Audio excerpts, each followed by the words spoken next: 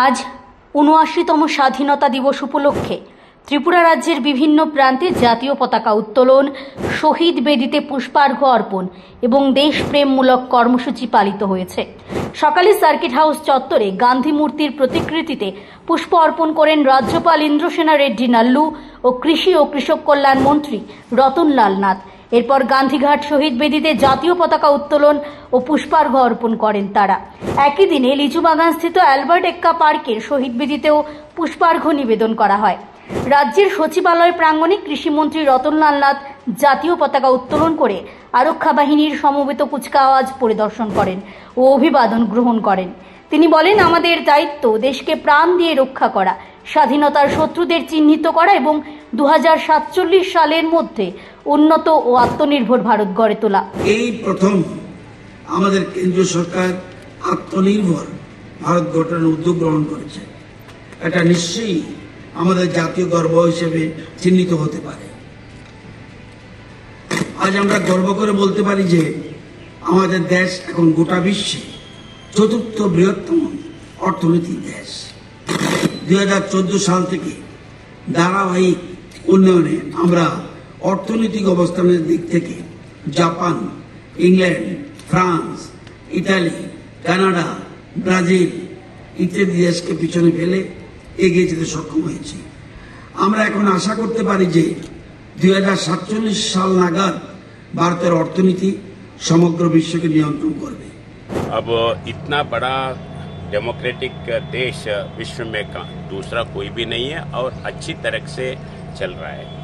खाली इंडिपेंडेंस आने का ही नहीं, इंडिपेंडेंस आने के बाद अनेक प्रॉब्लम से अपन आगे जाते जाते फाइनेंशियली 40-50 लेवल पे रहने के बाद 10 साल पहले 11वीं पे आए हैं और 2 साल पहले फाइनेंशियली 4था नंबर पे आए हैं।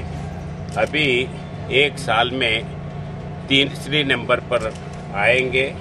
ये सब देशवासी लोगों के कृषि से ये हुआ है। उसी दिशा वैसे ही इधर स्टेट गवर्नमेंट भी सब लोगों के लिए अच्छे काम कर रहे हैं। রাজনৈতিক দলগুলিও দিনটি যথাযোগ্য মর্যাদায় উদযাপন করেছে।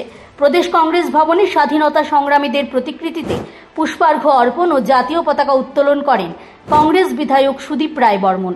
দলীয় পতাকা উত্তোলন করেন প্রদেশ কংগ্রেস সভাপতি আশিস কুমার সাহা। পরে প্রদেশ নেতৃত্বরা গান্ধীঘাটে গিয়ে শহীদদের সমাধিস্থলে শ্রদ্ধাঞ্জলি অর্পণ করেন। যাদের ত্যাগ তিতিক্ষায় দেশ স্বাধীন হয়েছে, আজকে এই স্বাধীনতা দিবস উদযাপন করে তাদের প্রতি শ্রদ্ধাঞ্জলি অর্পণ করছি। সাথে সাথে এই গৌরবময় দিনটিতে রাজ্যবাসীকে প্রদেশ কংগ্রেসের পক্ষ থেকে শুভেচ্ছা অভিনন্দন জ্ঞাপন করছি। দেশের আভ্যন্তরীণ অবস্থা, যারা স্বাধীনতার লড়াই করে দেশকে উন্নত বিকাশশীল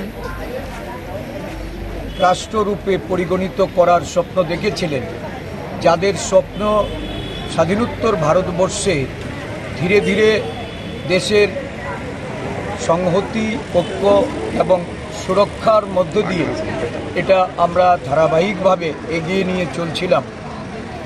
বিগত 1 দশক ধরে দেশের আভ্যন্তরীণ অবস্থা এটা আবার নতুন করে এই স্বাধীনোত্তর ভারতবর্ষে আমরা জাতীয় বীরদের তাদের যে অবদান, তাদের এই দেশের প্রতি তাদের যে আত্মবলিদানের মাধ্যমে তারা যে দেশকে গড়ার লক্ষ্যে কাজ করেছিলেন, এটাকে আবার নতুন করে আমাদের ভাবনার মধ্যে নিয়ে এসেছি।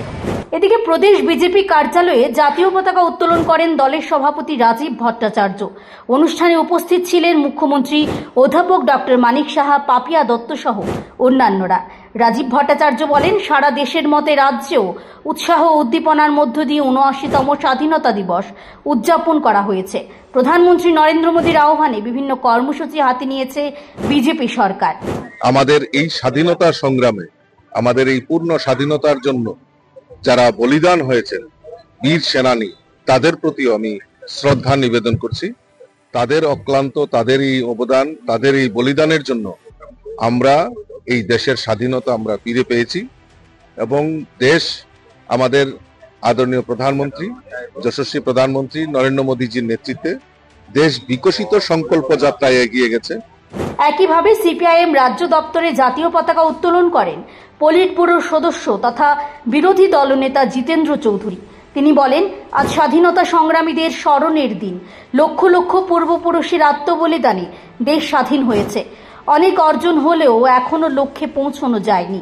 আমাদের এখনো অনেক লড়াই বাকি।